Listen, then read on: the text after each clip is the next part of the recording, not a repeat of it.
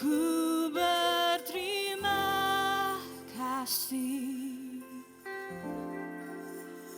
berkat-Mu hari ini yang Kau sediakan bagiku. Sama-sama katakan. Bapa,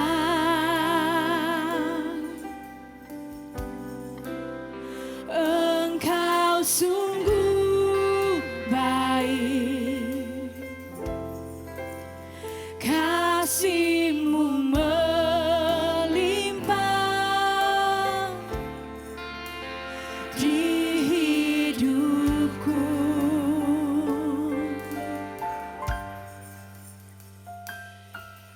Bapa,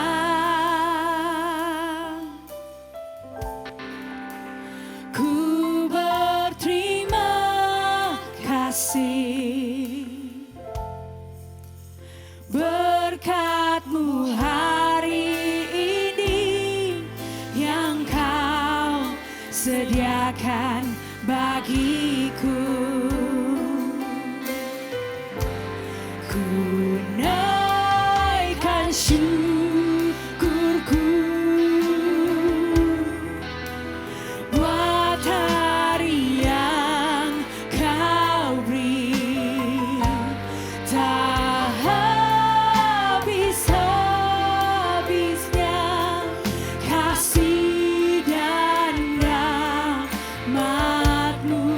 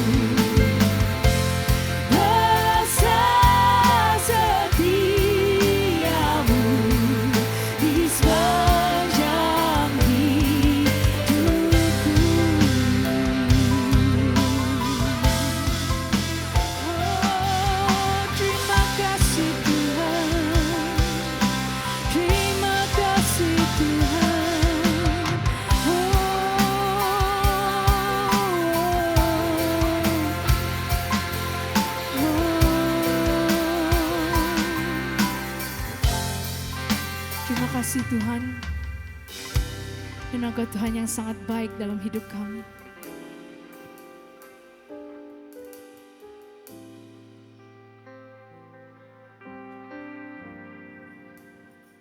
Kami mengucap syukur Tuhan, karena setiap kami berada di tempat ini untuk memuji dan menyembah Engkau. Mungkin ada di antara kami yang tidak mempunyai alasan untuk mengucap syukur. Tapi satu hal yang kami tahu Tuhan, bahwa Engkau Tuhan yang sangat baik. Dan pertolongan Engkau Tuhan tidak pernah terlambat. We praise you Lord.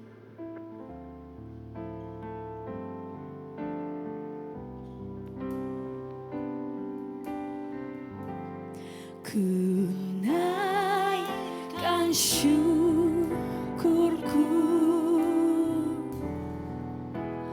buat hari yang Kau beri, tak habis-habisnya kasih dan rahmat-Mu.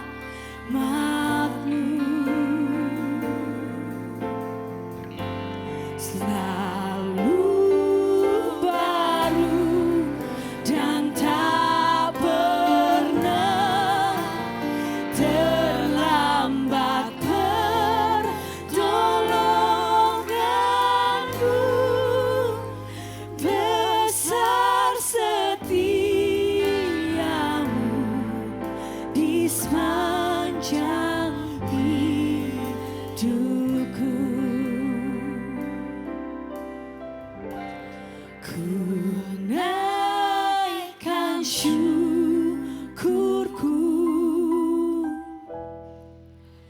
buat hari yang Kau beri, tak habis-habisnya kasih dan rahmat-Mu.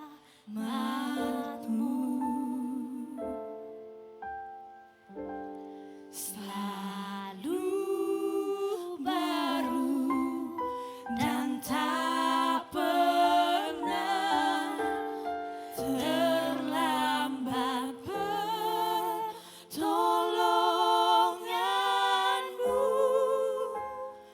Besar setiamu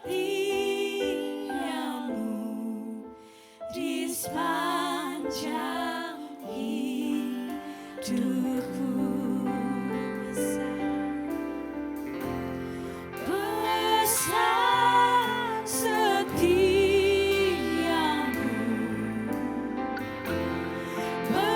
besar setiamu,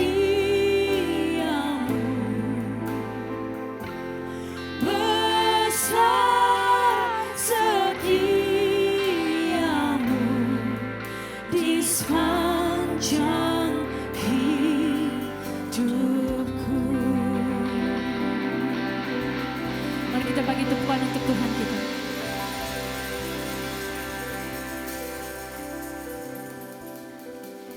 Mungkin kita boleh bagi senyuman yang paling manis yang kita ada di kiri kanan kita.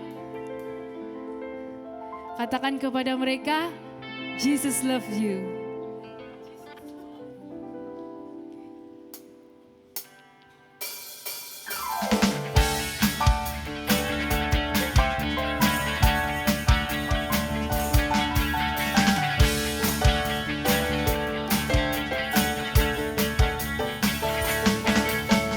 Bertemu dalam kasih-Nya, berkumpul dalam anugerah-Nya, bersuka cita semua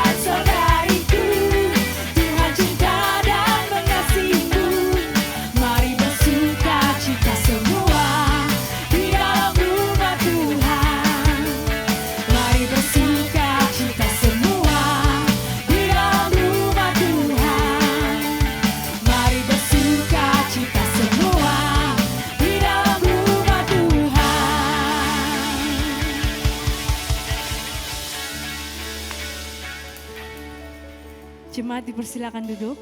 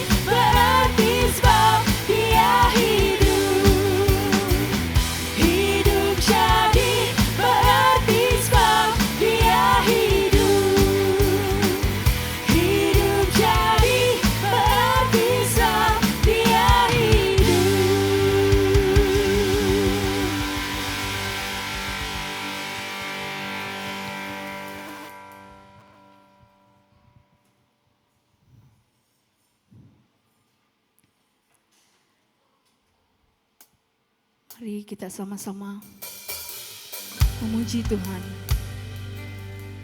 menyembah Tuhan atas kasih Dia yang tidak pernah berkesudahan dalam hidup kita, atas pengorbanannya di Kalvari.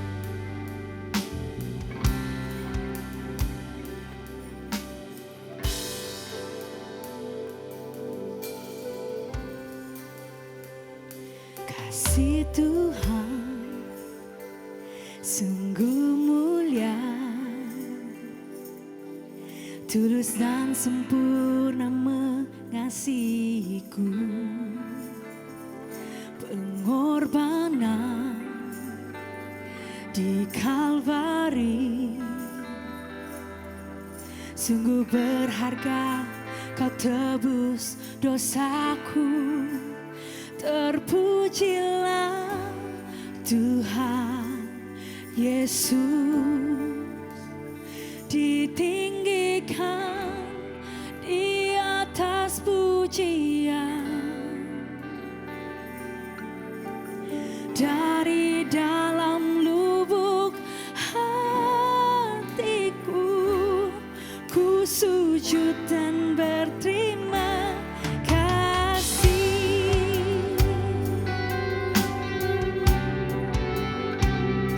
Kasih Tuhan tak bersyarat, tak seperti cinta yang ada di dunia. Selalu memberi lebih dari yang layak ku terima di hidupku. Terpujilah Tuhan Yesus, ditinggikan di atas pujian. Dari dalam lubuk hatiku, ku sujud dan berterima kasih. Terpujilah Tuhan Yesus, ditinggikan di atas pujian. Dari dalam lubuk hatiku, ku sujud dan berterima kasih. Salibmu kemenanganku, bilurmu kesembuhanku. Salibmu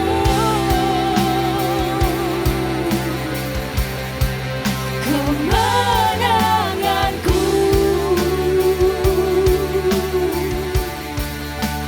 bilurmu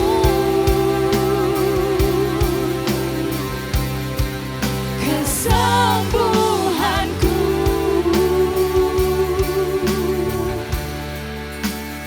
Terpujilah Tuhan Yesus, ditinggikan di atas pujian.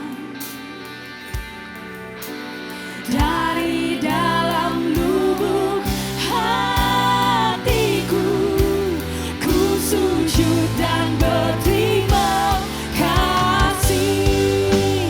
Terpujilah Tuhan Yesus, ditinggikan di atas pujian.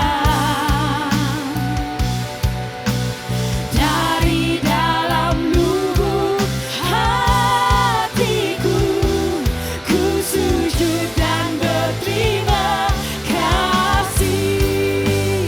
Terpujilah Tuhan Yesus,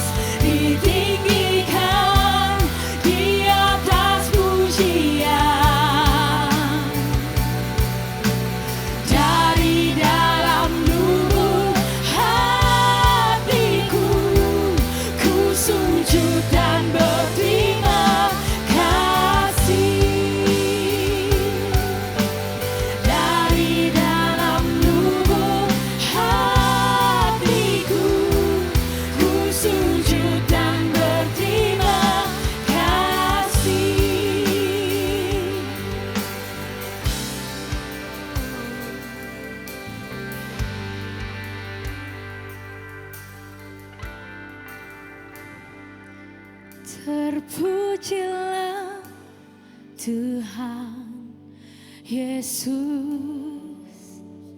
ditinggikan di atas pujian. Dari dalam lubuk hatiku, ku sujud dan berterima kasih. Terpujilah Tuhan Yesus, ditinggikan di atas pujian. Dari dalam lubuk hatiku, ku sujud dan berterima kasih.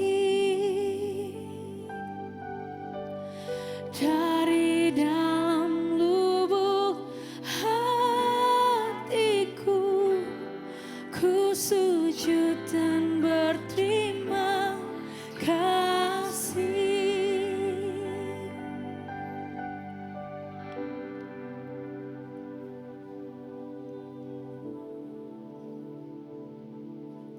Terima kasih Tuhan.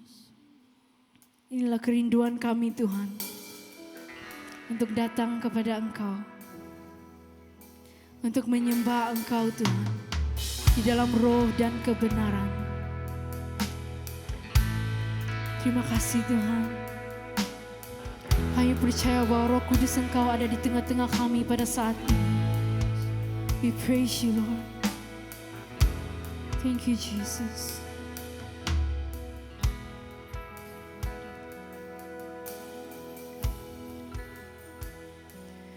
Kerinduanku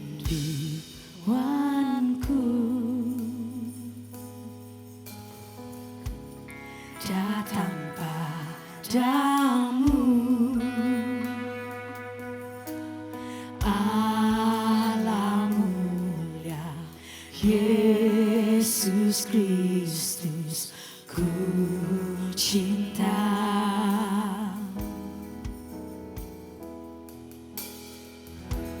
Kaulah Rajaku dan sahabatku, terindah, termanis Engkau bagiku.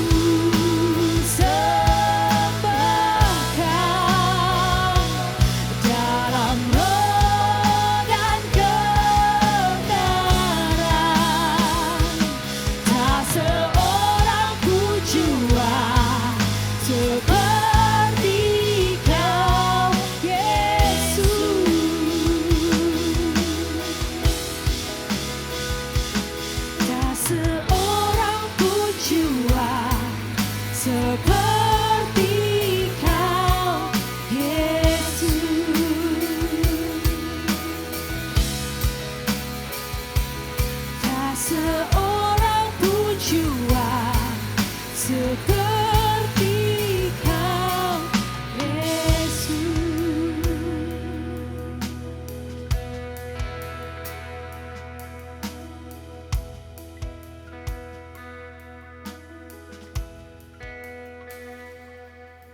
Bapa kami yang di syurga, kami sangat bersyukur, berterima kasih Tuhan, karena di tempat ini kami dapat dikuatkan dengan pujian dan sembah.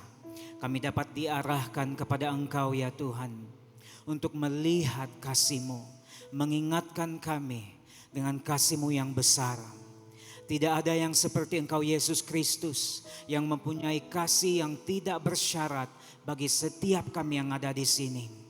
Kami mau dikuatkan, kami mau dilingkupi dalam hadirat-Mu ya Tuhan. Karena itulah yang menjadi kehidupan bagi kehidupan kami masing-masing. Kami percaya ya Tuhan, dalam hadirat-Mu kami mendapat makanan rohani.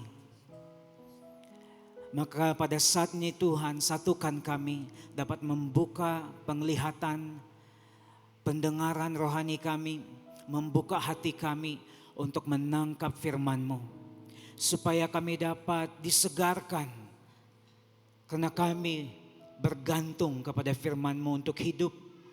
Maka dalam sekali seminggu kami berkumpul di tempat ini ya Tuhan, Engkau dapat menjamah kami sesuai dengan kerinduan-Mu, juga sesuai dengan kerinduan kami ya Tuhan. Kami dapat melihat keindahan-Mu, melihat kekuatan kasih-Mu, sehingga kami diangkat dan dibangun sebagai tubuh Kristus.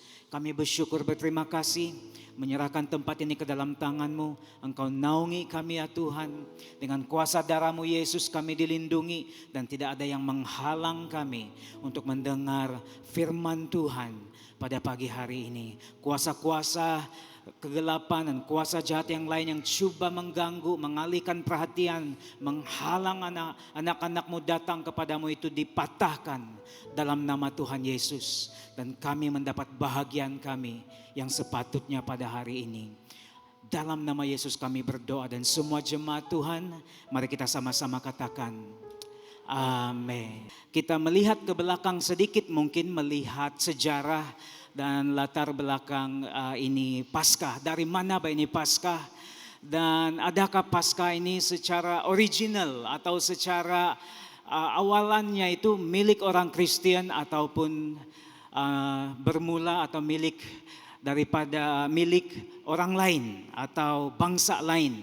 Itu yang kita lihat pada pagi hari ini. Dan akhirnya sama seperti khotbah-khotbah yang sebelum ini, kita sekali lagi melihat application, spiritual application Paskah, perayaan yang utama bukan saja bangsa Yahudi tapi kekristianan pada masa kini. Aplikasi spiritual Paskah, dan kita mulakan dengan melihat sedikit latar belakang tentang Paskah. Paskah yang kita sebut-sebut ini, yang kita raikan dalam bulan Mac, ujung bulan Mac yang lalu, dan terus dihuraikan dalam bulan April ini. Paskah ini merupakan salah satu hari istimewa, ataupun perayaan, atau kita boleh sebutkan hari raya orang Yahudi, orang Israel Yahudi. Itu basicnya, itu asasnya. Ini bukan milik orang Kristen pada mulanya. Orang Kristen itu hanya muncul selepas zaman Rasul itu, selepas Yesus Kristus naik ke surga, bermulanya zaman Rasul itu, dan di situ gereja terbentuk. Tapi jauh sebelum itu, Paskah sudah diraihkan oleh satu bangsa yang disebut sebagai bangsa Yahudi. Mereka merayakan Paskah ini pada tanggal 14 hari bulan, pada bulan pertama mereka, yaitu Abib. Ini bulan pertama orang Yahudi, Israel Yahudi. Dan ini tercatat dalam kalender orang Yahudi. Kalender yang kita gunakan ini, kalender Yunani atau kalender Gregory itu tidak sama dengan kalender orang Yahudi gunakan.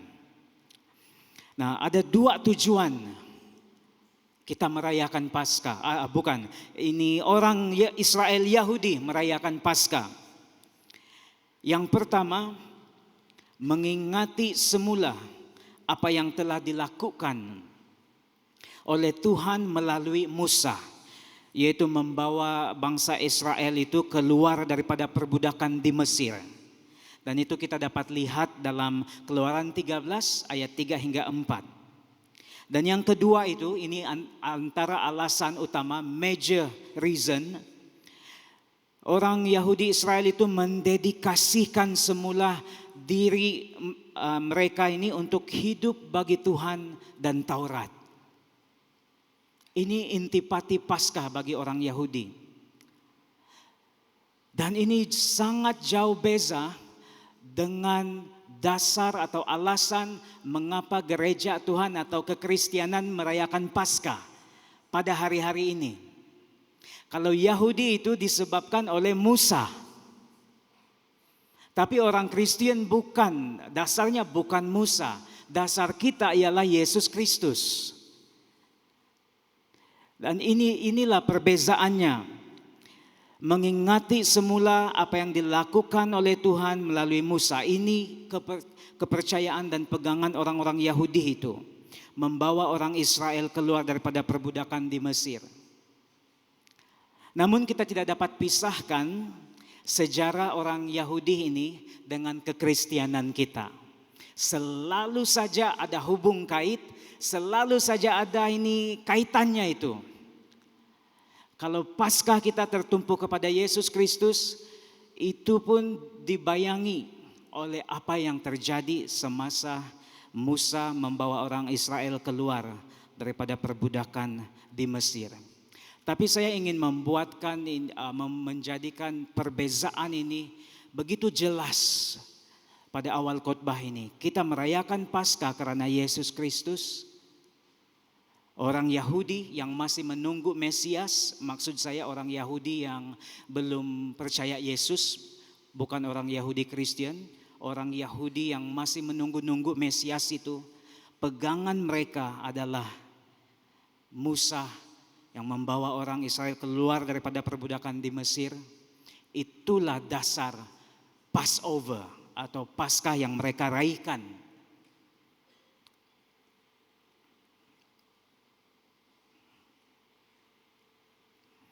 Kalau kita menyebut tentang hari raya Paskah atau perayaan Paskah, kita akan tidak lari daripada menyentuh tentang perayaan-perayaan yang diraihkan oleh orang-orang Yahudi ini.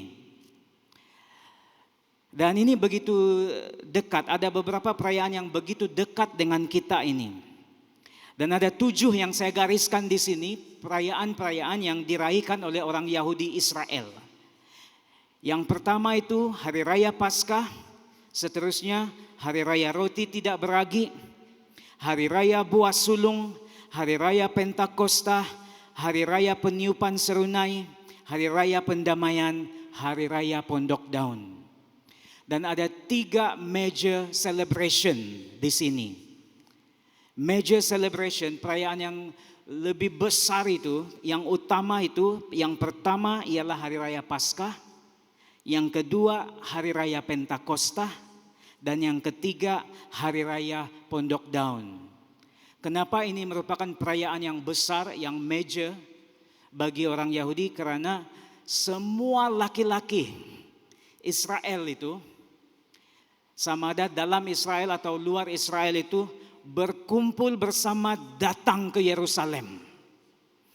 Dan itu dalam satu jumlah yang besar. Jadi Paskah, Pentakosta, Pondok Daun itu perayaan yang besar itu.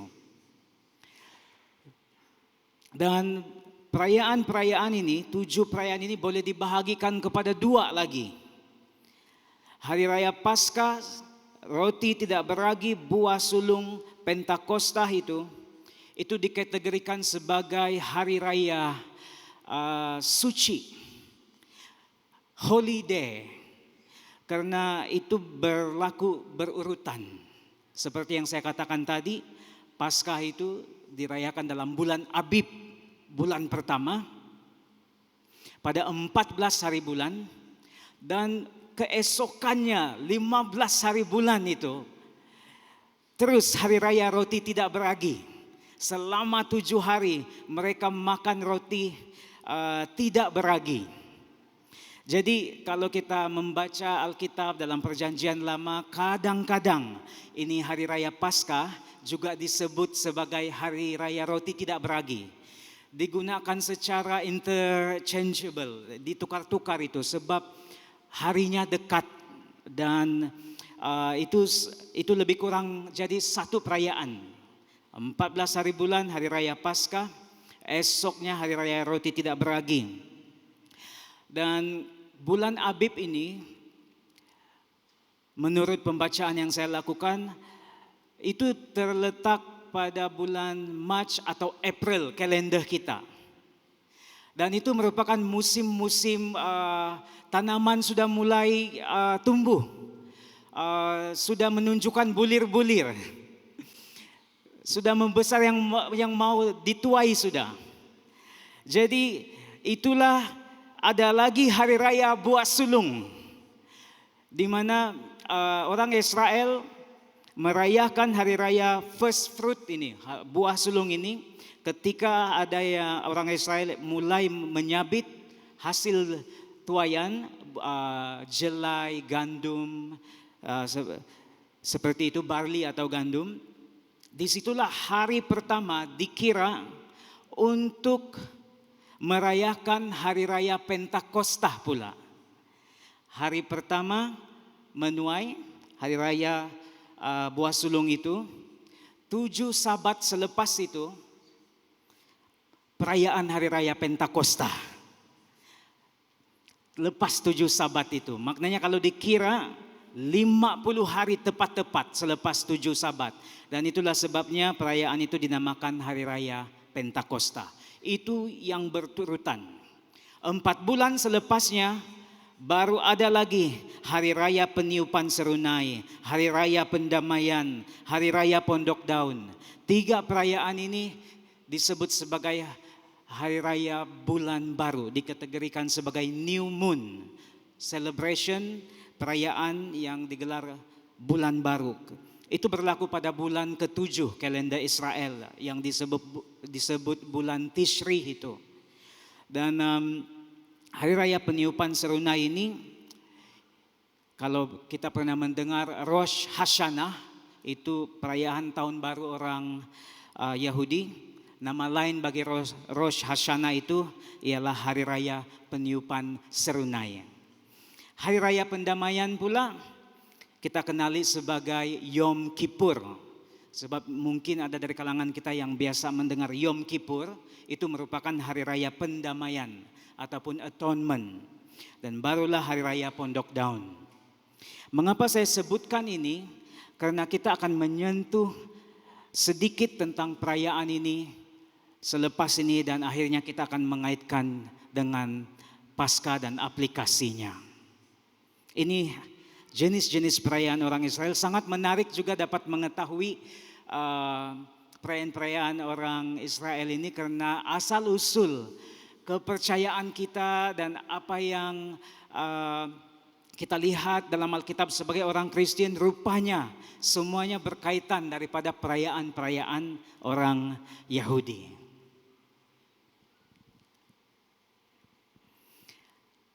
Seperti yang saya katakan tadi, Paskah bagi orang Yahudi itu mengenai Musa. Jadi sekarang kita kena bertanya, apa kaitan Paskah dengan orang Kristen? Saya mau baca dulu dalam Kolose 2 ayat 16 sampai 17. Karena itu, janganlah kamu biarkan orang menghukum kamu mengenai makanan dan minuman. Orang Yahudi banyak peraturan tentang makanan dan minuman, halal haram termasuk semua itu. Atau mengenai hari raya yang kita lihat sebentar tadi itu. Kalau kita tidak melihat jenis-jenis perayaan orang Yahudi itu, mungkin kita tidak dapat gambaran. Kolose 2, 16 hingga 17 ini, tidak ada gambaran penuh. Di sana disebut ada hari raya, ada bulan baru, itu merujuk kepada perayaan bulan baru, 3 perayaan terakhir yang saya sebutkan tadi itu, ataupun hari Sabat. Semuanya ini hanyalah bayangan dari apa yang harus datang, sedang wujudnya ialah Kristus. Dalam arti kata lain, orang Yahudi Israel, apa yang mereka lakukan dalam perjanjian lama, kita masih perlu rujuk dan kita masih perlu baca perjanjian lama itu, karena itu merupakan shadow, bayangan kepada apa yang harus datang. Kalau ada bayang-bayang, mesti ada ini kenyataannya, wujudnya. Jadi kalau ada Paskah secara bayangan itu, pasti ada kenyataannya atau wujudnya. Kalau Paskah itu bagi orang Israel ialah pembebasan keluar daripada Mesir, itu cuma bayangan bagi kita yang merujuk kepada orang sebenar, yaitu Yesus Kristus. Banyak hal dalam perjanjian lama, jemaat Tuhan yang dikasihi, merupakan bayang-bayang, shadow sahaja. Kita tidak boleh ambil secara literal. Kita tidak boleh aplikasikan terus tanpa melihat sejarahnya. Dan nanti kita akan lihat itu apa aplikasi yang kita boleh lihat untuk mengenali bayang-bayang itu, supaya yang kita dapatkan adalah kenyataan itu, yang wujudnya itu. Wujudnya ialah Kristus.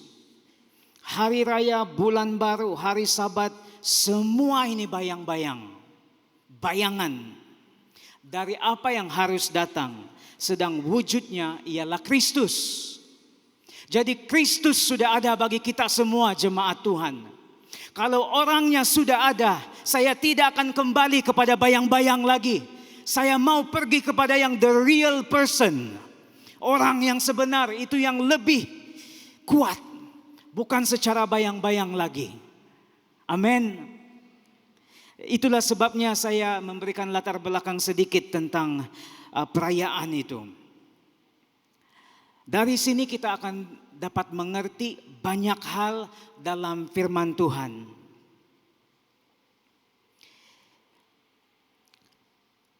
Aplikasi firman Allah, karena kita sudah melihat tadi ada bayang-bayang, ada juga wujud, the real things, yang lebih benar, bukan lagi bayang-bayang tapi yang reality. Maka untuk melihat firman Allah ini, jemaat Tuhan, ada 3 cara supaya kita dapat mengerti apa yang disampaikan oleh firman Tuhan. Yang pertama itu, setiap firman, sama ada dalam perjanjian lama ataupun perjanjian baru, itu ada aplikasi historicalnya. Ada aplikasi sejarahnya. Siapa yang berkata, siapa yang bercakap-cakap dalam sesuatu teks firman. Dengan siapakah firman itu dikatakan, kepada siapa, atau siapa pendengar, siapa penerima. Bilakah itu dinyatakan, apakah konteksnya, itu semua aplikasi historical.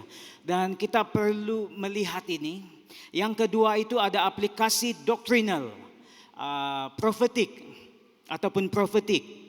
Maksudnya di sini ialah, adakah firman Tuhan itu boleh di-apply terus menjadi doktrin dan amalan umum atau tidak? Ada aplikasi doctrinal dan propheticnya itu. Dan kalau jemaat Tuhan masih ingat tentang kesaksian saya sebelum ini itu, tentang apa yang saya lalui dalam kehidupan rohani saya itu, di mana mungkin kalau jemaat masih ingat yang sempat ada hadir kebaktian pada hari itu, Saya menggunakan garam itu untuk situasi yang di luar jangka, sehingga berlaku kesembuhan dan sebagainya. Juga dalam waktu-waktu yang begitu bingung dan buntu, tergerak untuk berbahasa roh itu. Dan kemudian dari situ timbullah untuk niat mengambil garam karena digerakkan. Itu semua saya letakkan dalam aplikasi spiritual, dalam hubungan pribadi dengan Tuhan. Tapi saya tidak terus-menerus meletakkan itu sebagai satu doktrin. Karena mungkin itu hanya berlaku dalam hubungan pribadi dengan Tuhan, dalam pengalaman pribadi kita dengan Tuhan. Dalam situasi-situasi tertentu, keadaan-keadaan rohani tertentu, itu boleh diaplikasikan secara spiritual. Tapi kalau terus saya berkata bahwa atas pengalaman pribadi saya itu, jadi semua orang perlu menggunakan bahasa roh dan garam itu dalam pelbagai situasi, itu telah menjadi doktrin. Dan itu tidak sesuai untuk kehidupan berjemaah secara terus-menerus. Karena aplikasi firman Allah ini ada historical, ada yang doctrinal, dan ada yang spiritual ataupun devotional. Kita itu berguna untuk penyerahan hidup sepenuhnya kepada Tuhan akhirnya. Tuhan memakai itu membangun atau untuk berinteraksi dalam bentuk personal. Seperti itu. Kita akan lihat lebih lagi aplikasi ini.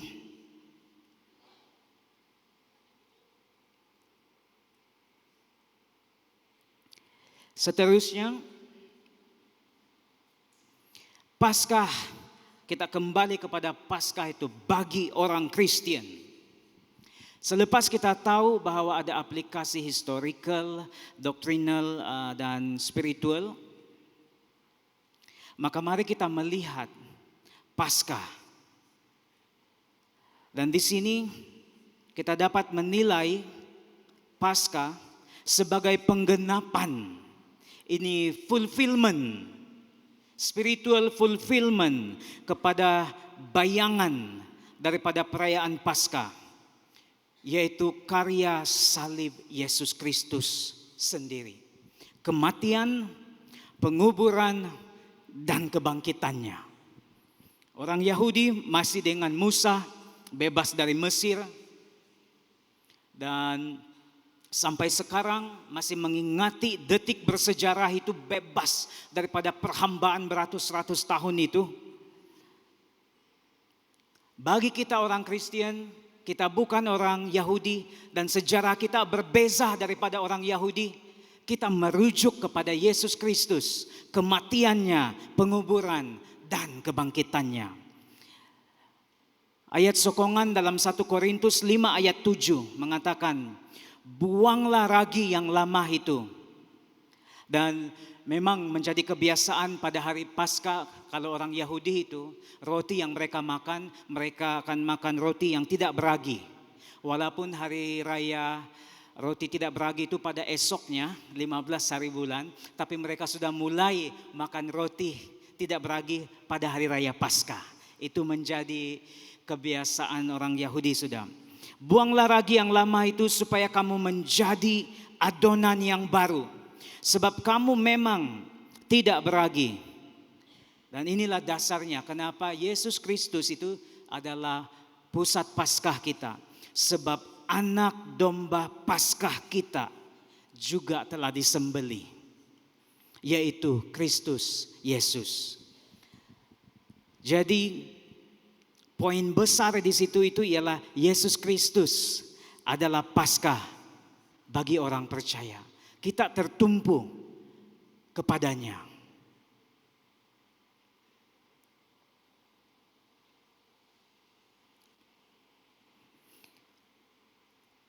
Tema atau tajuk penyampaian firman Tuhan pagi ini, aplikasi spiritual Paskah.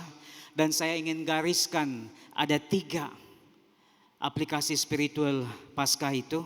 Yang pertama, karena kita sudah melihat Yesus Kristus mati, dikuburkan, bangkit pada hari ketiga. Itu iman kita, itu berlaku 2000 tahun yang lalu. Aplikasi kita pada hari ini tentang Paskah kita, Yesus Kristus yang pertama, keselamatan menjadi milik orang-orang yang percaya. Dan saya percaya ini semua kita dapat paham, ini sudah cukup dihuraikan dalam khotbah-khotbah sebelumnya. Yang kedua, Yesus Kristus telah memenangi kembali mempelai perempuan ataupun gerejanya, merujuk kepada kita semua dari cengkeraman iblis, dunia, dan dosa.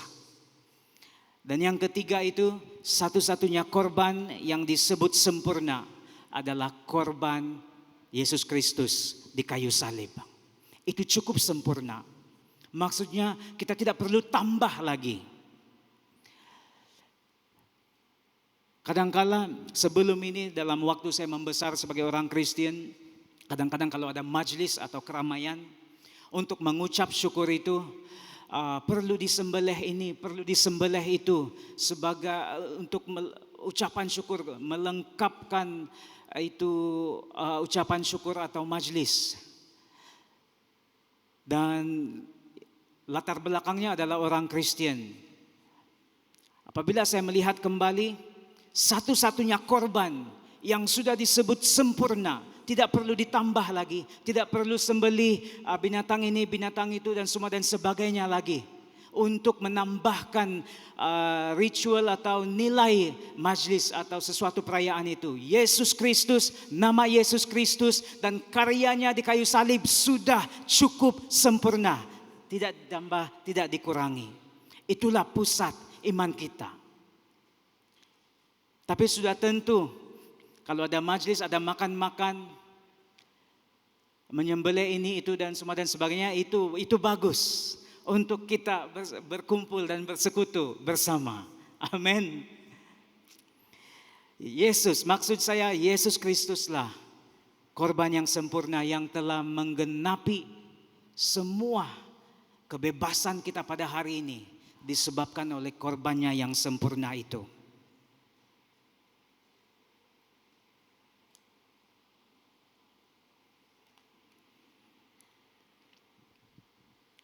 Mari kita lihat dalam Kolose 2 ayat 6 hingga 7, ayat yang dibacakan dalam pembacaan firman Tuhan sebentar tadi. Saya melihat ayat ini cukup menguatkan, cukup tajam untuk situasi Paskah kita pada waktu-waktu ini. Karena ayat ini begitu Jesus-centered, pusat perhatian yang difokuskan adalah Yesus Kristus semata-mata. Ayat 6, kamu telah menerima Kristus Yesus Tuhan kita. Karena itu hendaklah hidupmu tetap di dalam Dia. Hendaklah kamu berakar di dalam Dia, dibangun di atas Dia. Hendaklah kamu bertambah teguh dalam iman yang telah diajarkan kepadamu. Hendaklah hatimu melimpah dengan syukur. Hati-hatilah supaya jangan ada yang menawan kamu dengan filsafatnya yang kosong, falsafah dan palsu menurut ajaran turun-temurun ataupun tradisi dan roh-roh dunia. Segala sesuatu yang trending, walaupun popular, walaupun begitu diamalkan oleh semua orang, tapi asalnya daripada dunia, tetapi tidak menurut Kristus. Dan kebetulan jemaat di Kolose ini bukan orang Yahudi, kebanyakan orang Yunani. Dan berlaku pengajaran menyimpang atau menyesatkan pada jemaat awal di Kolose ini, di mana orang-orang Yahudi coba menerapkan kepercayaan mereka dan Taurat mereka itu, ini peraturan makan minum, hari raya, Sabat harus dirayakan, sunat harus dilakukan, sunat lahiriah, Dan itu dipaksakan kepada jemaat Kolosi yang merupakan orang-orang Yunani yang tidak ada kaitan dengan sejarah Yahudi pun. Jadi itu tidak boleh terus dipaksakan. Hati-hatilah, jangan ada yang menawan kamu dengan filsafatnya kosong, palsu, tradisi sahaja, berasal dari roh dunia tapi tidak menurut Kristus. Kita sudah memiliki, mendapat kewujudan Yesus Kristus itu. Bukan lagi bayang-bayang. Tidak payah lagi balik kepada bayang-bayang.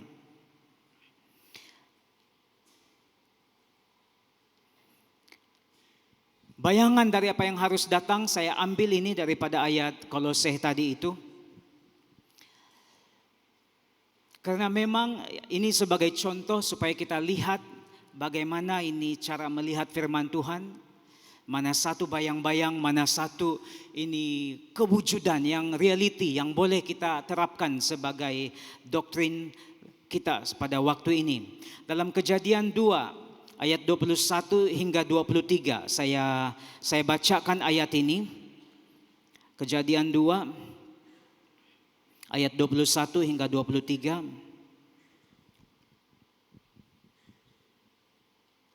Lalu Tuhan Allah membuat manusia itu tidur nyenyak.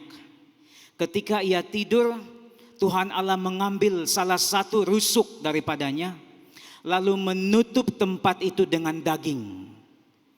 Dan dari rusuk yang diambil Tuhan Allah dari manusia itu, dibangunnyalah seorang perempuan. Lalu dibawanya kepada manusia itu.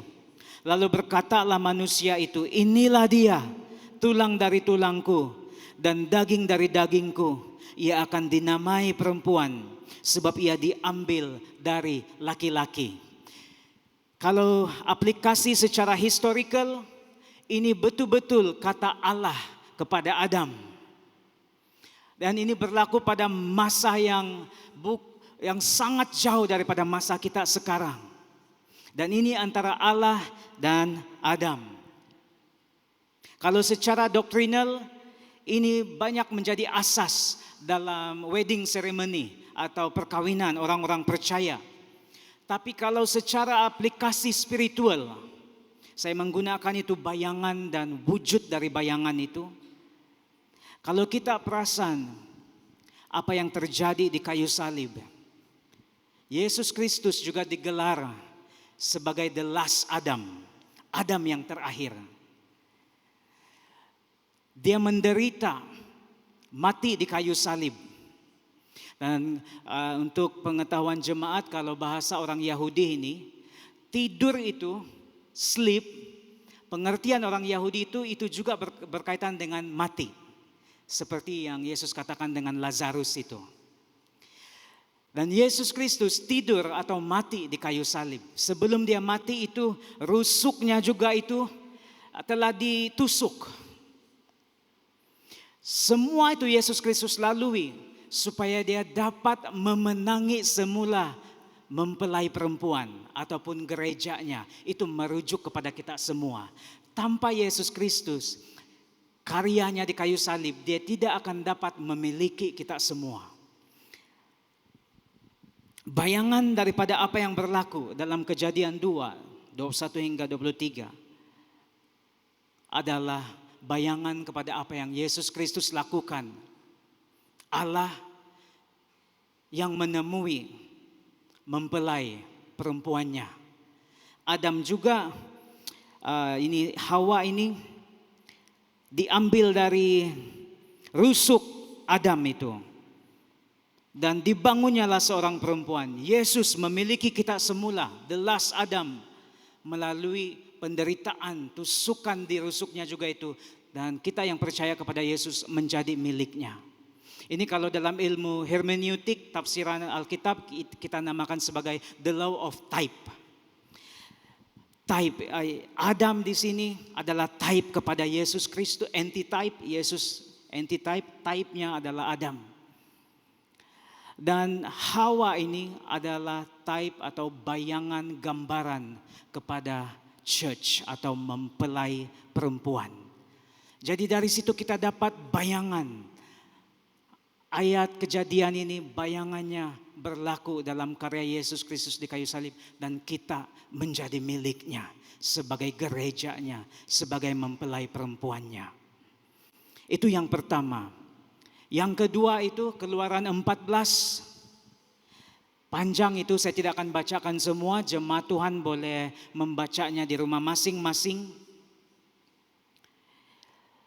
Tapi pendek kata cerita Keluaran 14 itu, Musa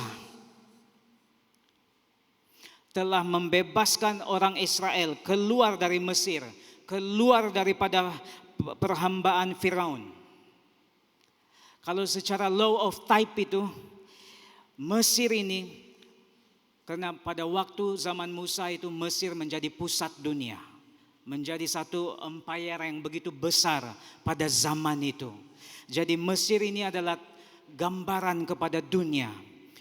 Firaun itu cirinya itu, type-nya itu gambaran kepada iblis yang memperhambakan. Perhambaan itu sendiri adalah dosa. Law of type ini kita dapat bayangan dari apa yang harus datang. Yesus Kristus telah membebaskan kita dari dunia. Dia mati di atas kayu salib. Di kayu salib, iblis telah dikalahkan. Dan kita telah dibebaskan daripada dosa. Sama seperti bayangan daripada apa yang Musa lakukan. Musa, penyelamat, pembebas kepada umat Israel pada waktu itu. Membebaskan umat Israel keluar dari Mesir. Bebas daripada Firaun, kuasa jahat, lambang kepada iblis. Dan bebas daripada perhambaan, yaitu dosa. Jadi bayangan dari apa yang harus akan datang ini selalu saja ada dalam firman Tuhan kita, jemaat Tuhan. Dari perjanjian lama sangat bermakna, sangat indah. Tapi itu hanya membayangi sesuatu yang menjadi reality pada zaman perjanjian baru. Dan keindahannya pada waktu ini jemaat Tuhan, kita bukan saja memiliki bayang-bayang, kita mengetahui tentang bayang-bayang itu. Tapi pada masa yang sama karena kasih karunia Tuhan, karena anugerah Tuhan, kita memiliki wujudnya Yesus Kristus, penggenapan kepada bayangan-bayangan yang ada di dalam perjanjian lama. Sekali lagi kita melihat aplikasi spiritual Paskah itu. Daripada Paskah yang telah kita dengar berminggu-minggu dalam bulan ini, kita dapat jelas ada jaminan bahwa keselamatan menjadi milik kita sebagai orang-orang percaya. Yang kedua, Yesus Kristus telah memenangi Anda dan saya semula dari cengkeraman iblis, dari cengkeraman dunia, dari cengkeraman dosa. Yesus Kristus sudah memiliki mempelai perempuan semula, yaitu kita. Dan ini cukup menggembirakan, menguatkan kita pada waktu ini. Bahwa apa yang Yesus Kristus lakukan itu begitu penuh kasih dan mendalam dan real bagi setiap kita. Dan dialah korban yang sempurna.